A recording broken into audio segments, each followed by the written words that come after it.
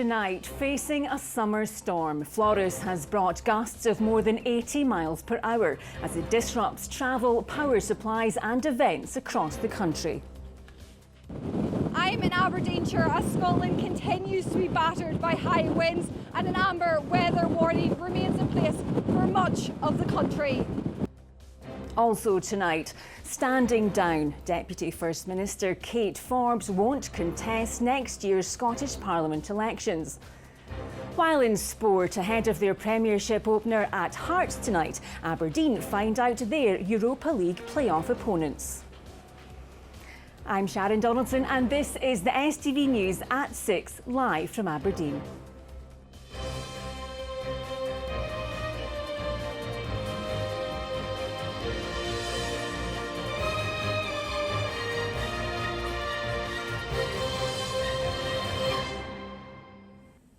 Good evening. Ferries cancelled, rail lines closed and widespread power cuts. Tonight, more than 40,000 homes and businesses are without power across the country. Scotland has been battered by winds of more than 80 miles an hour today as Storm Flores hit the country. A danger to life amber weather warning is still in force tonight, with the clear-up likely to continue into tomorrow. A number of events have also been cancelled as the country faced unusually high winds for August, as Stephen Brown now reports. Summer in Scotland, but even for here, this is an unusual sight. Wind gusts of more than 80 miles an hour have battered parts of the country as Storm Flores hit. In Mallaig, the lifeboat among those facing the extreme conditions as the harbour bore the brunt of the high winds and heavy rain. The weather caused problems for commuters across the country. Rail lines north of the Central Belt were closed from midday and won't open until tomorrow morning.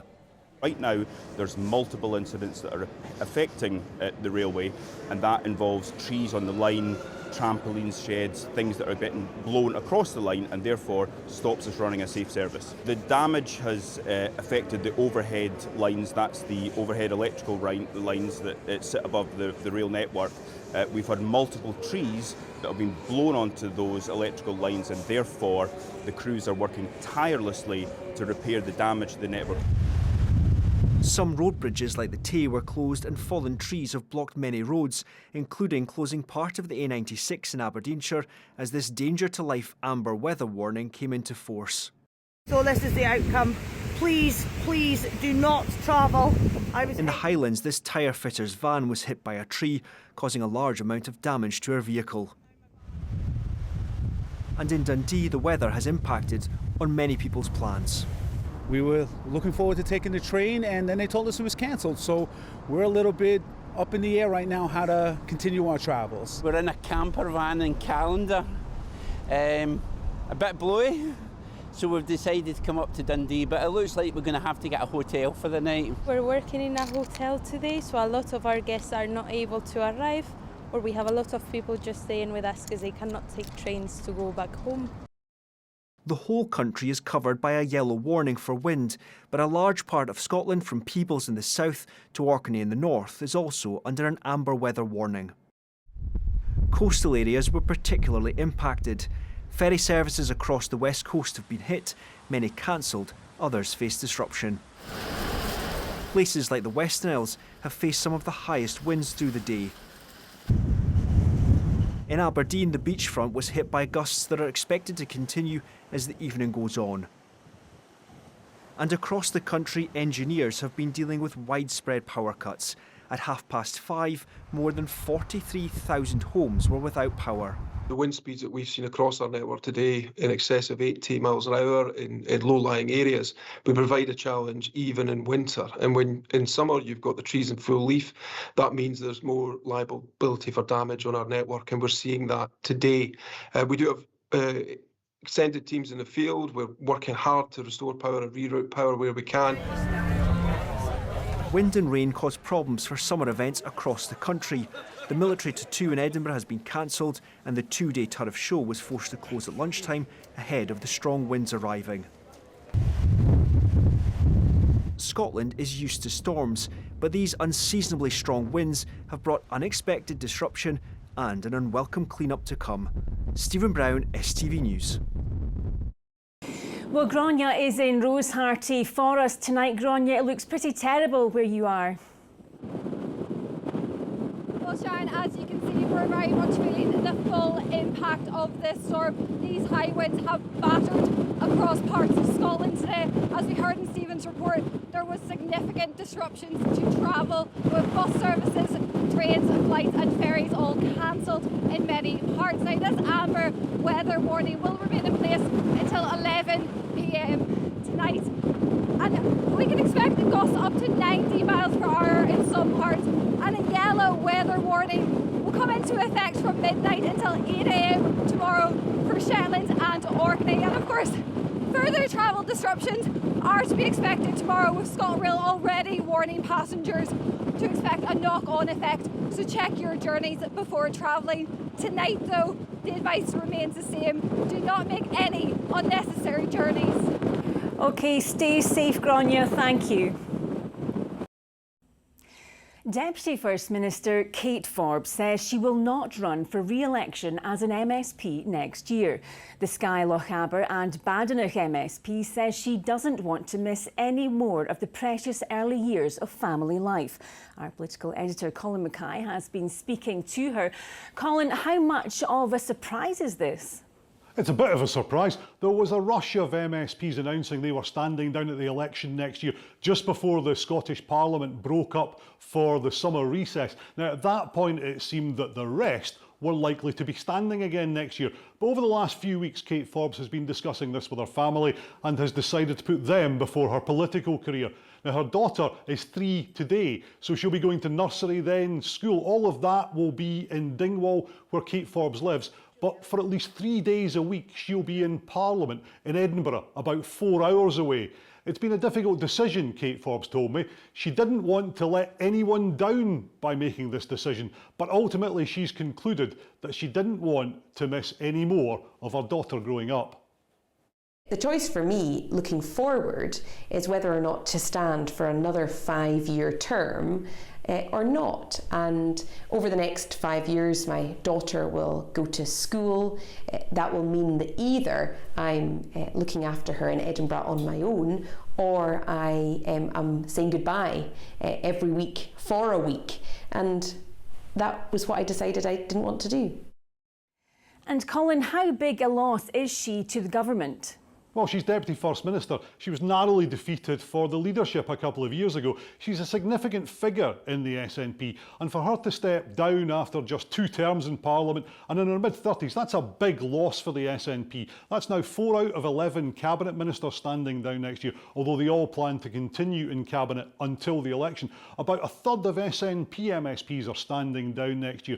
About a third of all MSPs are actually standing down next year. And the Lib Dems think that they're in with a fairly strong chance in Skye, Lochaber and Badenoch now. But Kate Forbes told me that this is not about politics. This is about family. For all the Scottish Parliament, though, was billed as family friendly compared to Westminster, certainly, I don't think it really offers MSPs enough childcare to make it easy enough for them to cope if they have young families. Now, add to that the 24/7 nature of social media now and the levels of abuse that many politicians get, and you can see why so many of them want to get out, because being an MSP is stressful. It's a difficult job if you do it right. Colin Mackay, thank you. A man is in a critical condition in hospital after being found injured in Aberdeen yesterday afternoon. Emergency services were called to the Skene Street area of the city just after 3 p.m. The man was taken to hospital for treatment. Police say inquiries are ongoing to establish the full circumstances. Investigations are continuing after an 8-year-old boy was sexually assaulted while camping in the Highlands. The child was sleeping on his own at the Loch Ness Bay campsite in Drumnadrochit when the accident happened in the early hours of Thursday. The boy's father saw the man and raised the alarm. Police have been reviewing CCTV footage in the area. Orkney's lifeline ferry services could be disrupted as a ballot for industrial action by workers closes today. The trade union Unite represents around 30 Outer North and Inner Isles workers. They're being balloted in an escalating dispute over pay. The council-owned ferry company previously said talks in relation to pay are continuing. Doctors in Scotland are being asked for their views on the future of the profession in what's being dubbed a once-in-a-generation project by the Scottish Government. The first stage of the Future Medical Workforce Initiative is inviting doctors to share their views on training, recruitment and workforce planning, although pay and conditions will not form part of the discussions. An exhibition has opened in Montrose exploring Angus's links with colonialism and the slave trade. The Angus World Cultures collection was largely amassed in the 19th century, in line with the rise of the British Empire. It's thought up to 30 vessels from Montrose transported enslaved people to the Americas. The project began in January 2024 and was funded by Museums Galleries Scotland.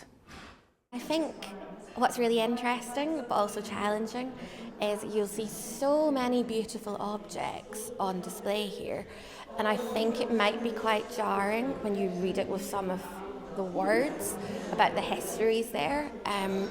So yeah, it is challenging, but I think it's important that it's challenging.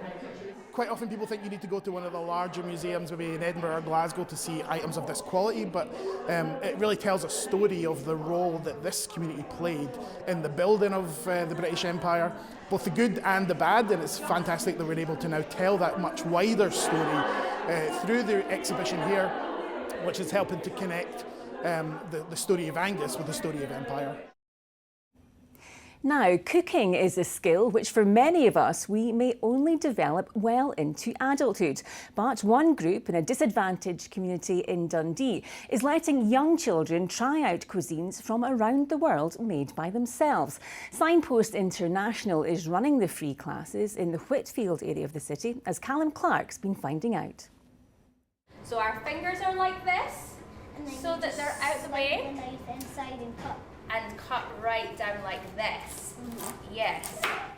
Learning how to make their very own meals. On the menu today is all things Greek.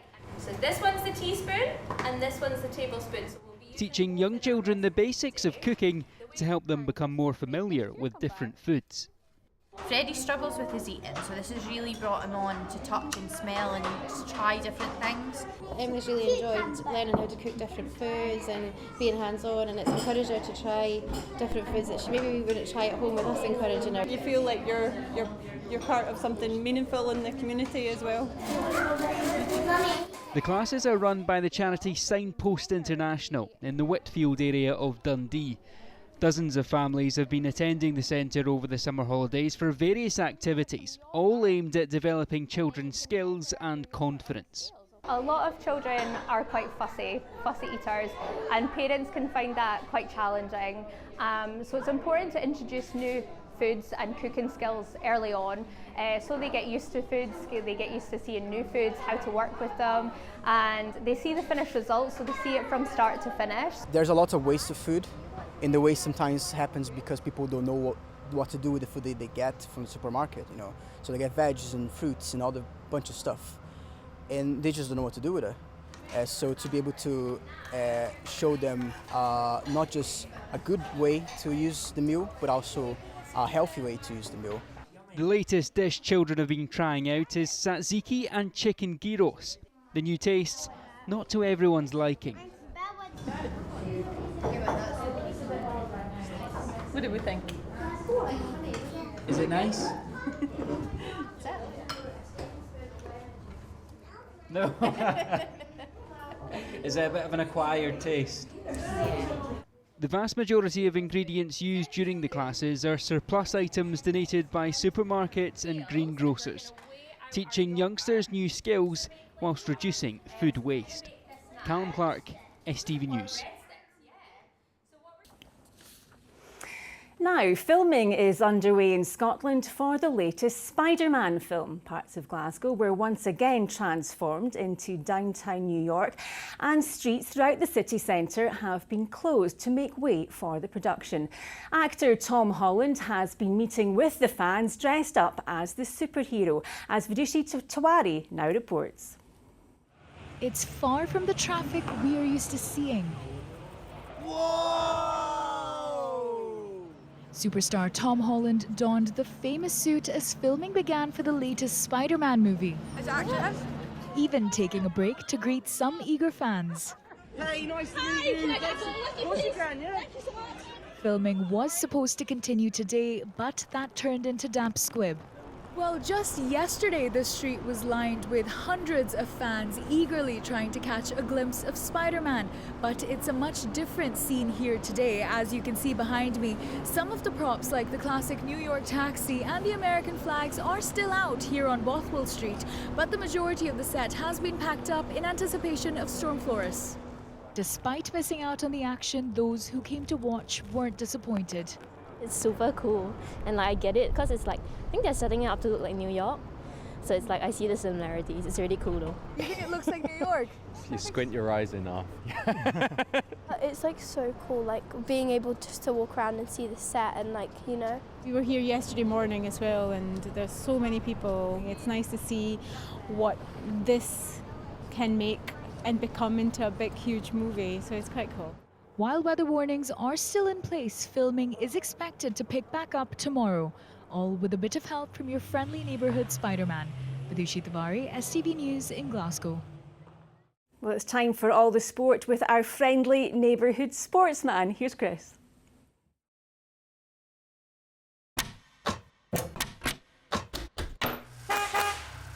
STV Sport, sponsored by the C.R. Smith Summer Sale.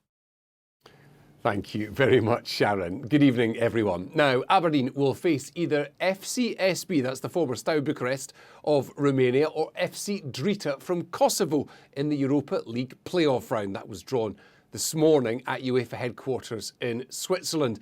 Well, elsewhere, Celtic will face either Kairat Almaty or Slovan Bratislava, while Rangers will take on Red Bull Salzburg or Club Brugge if they can get past Victoria Pilsen. Well, Dundee United, who travelled to play Rapid Vienna in Austria this Thursday, they could meet AEK Stockholm or Eto of Hungary if they can overcome SK Rapid over two legs. Hibs, of course, who lost to Midtjylland last week, will take on Cypriots AEK Larnaca or Legia Warsaw if they beat Partizan Belgrade first. Now, ahead of all that, there's a huge game or two in the Premiership, and tonight, weather permitting, Aberdeen will kick off their league campaign against Hearts. Let's get straight to it and join Jamie Borthwick at Tynecastle. Conditions okay there, Jamie?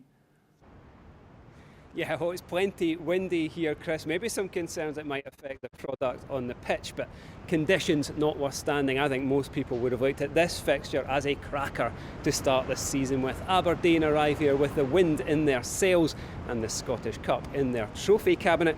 Meanwhile, for Hearts, it's been the winds of change blowing through for them and optimism flooding back to these parts of the capital. It is a first competitive outing of the season for Jimmy Tilleen and his men, but they are confident that they are more than ready for the big kick-off tonight. I think when you have a pre-season, you have to be ready. You are as good as you are when you start the season, and then hopefully you can always develop and grow during the season. But we are ready for an exciting first league game now, away against Hearts, and to play in front of away supporters, the atmosphere, competitive game. So it's a lot of things to look forward to. I feel like the squad's a lot of togetherness within the squad. Obviously, new boys coming in, and like myself, having to gel again. But I feel like we're a strong group. Obviously, I've heard that it's a tough place to go, with a good atmosphere. And obviously, I played against them last season. They're a tough team, to be honest. But yeah, I'm just excited for it, and it's a good way to open the season. Well, as I alluded to earlier, it's been a proper changing of the guard here this summer for Hearts. New investment from Tony Bloom, a raft of new players, and of course Derek McInnes, now the man in the dugout, and the former Don's boss is keen to ride that wave of optimism into the match this evening. We've got to try and be something here at Hearts this season that other teams don't want us to be. You know, we don't want opposition managers' mantra and speeches being about the Hearts, let the Hearts fans turn on them if they don't get an early goal. We want to make sure this is something that we are proper collective, real connection for the team on the pitch and the support in the stand that we have got. The fans have got to feed off of what they're seeing. In terms of team news, Aberdeen will be without Christos Tobers and Emmanuel Jamfi, while Hearts are expected to be without Benny Beningame. It's a big night under the lights in front of a sold-out Tynecastle Park, where kick-off will be at 8 p.m. Thank you very much, Jamie. Looks a belter. Well, if it felt like a long summer of nothing, thankfully the football is back. And for some, the optimism of opening day may have already blown away on the breeze. Dundee United only avoided a banana skin at Falkirk, but for Dundee, as their manager Stephen Presley said after the home defeat to Hibs, they need reinforcements in quickly, or this could be a very challenging season indeed. Falkirk raised the flag as United had done just a year ago. And while the Tannadice Terrors finished a fabulous fourth last season, a big turnover of players are still to click this season. But when Max Waters fired them in front in the first half, it seemed maybe the opening game could be the day it all came together. But no. A bit of to and fro from the right wing and into the box where Dylan Tate for the Bairns lashed into level 5 minutes after the restart. When United attacked down the left, feeding Ivan Dolcek, who bamboozled former Tangerine Lewis Nielsen to make it 2-1, United should have been solid enough to see it out. But they weren't. Ethan Ross's deflected shot trundling past Yevgeny Kucherenko to level the match, and it ended all square. A fair result, all in all.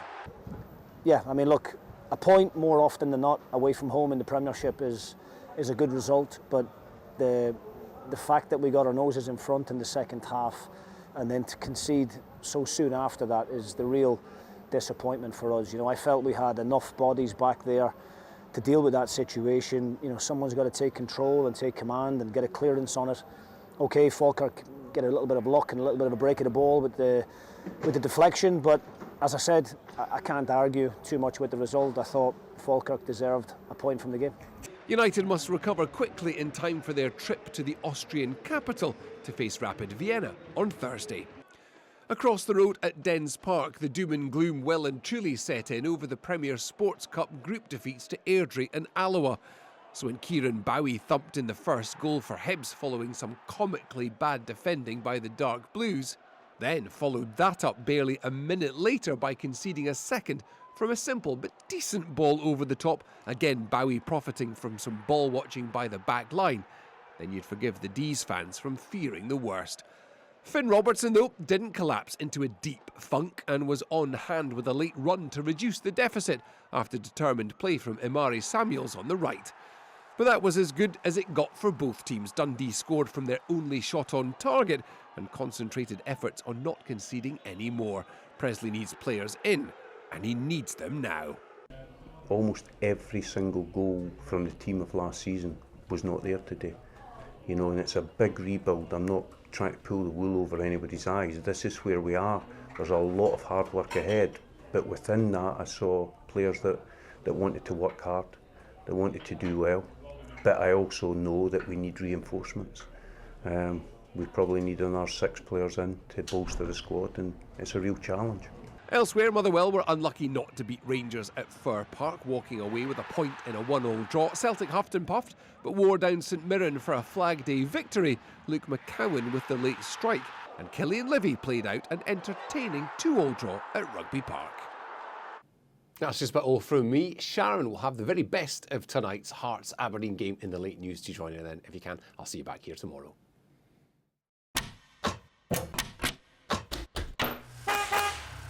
STV Sport, sponsored by the C.R. Smith Summer Sale.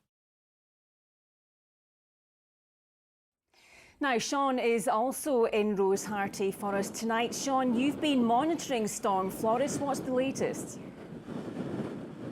Well, I mean, even by winter standards, I would say this is a significant storm, but incredible to think this is the middle of summer, and we've had record-breaking wind gusts for the time of year in some parts of the country. We've had gusts over 80 miles per hour in the most exposed parts of the west.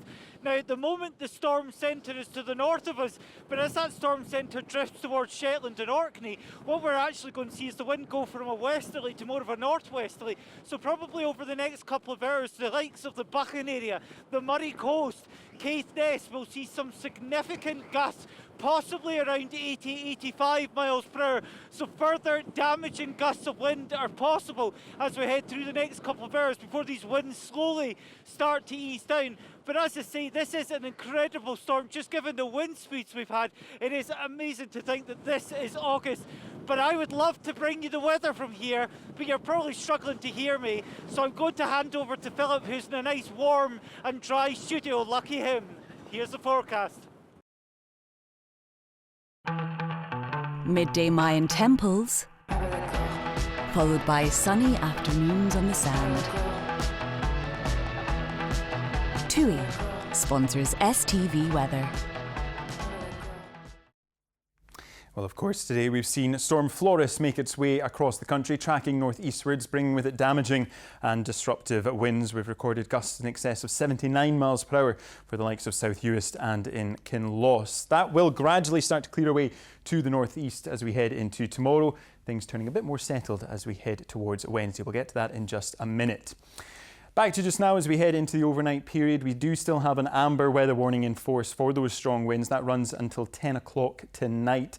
The heaviest rainfall becomes confined mainly to the north and the northeast. Here we could see 1 or 2 heavy showers just spreading in from the north and the northwest. Overnight, temperature-wise, getting down to lows of around 4 or 5 degrees Celsius in some rural spots.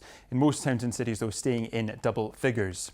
Looking ahead to tomorrow, it's still a windy day to come across the country. Gusts this time, though, around 40 to 50 miles per hour, mainly around coastal parts. We've still got this steady feed of showers coming in from the north and the northwest. A lot of those will be quite heavy, possibly thundery, but they lose their intensity as we head throughout the course of the afternoon. Temperature-wise, tomorrow, highs of 18 or 19 degrees Celsius. If we factor in the wind chill, though, it will be feeling a lot cooler out and about. Then looking ahead to Wednesday, we have this ridge of high pressure building across the country, so that helps to ease the winds. It will be a relatively dry day with highs of 19. Bye-bye. TUI sponsors STV Weather.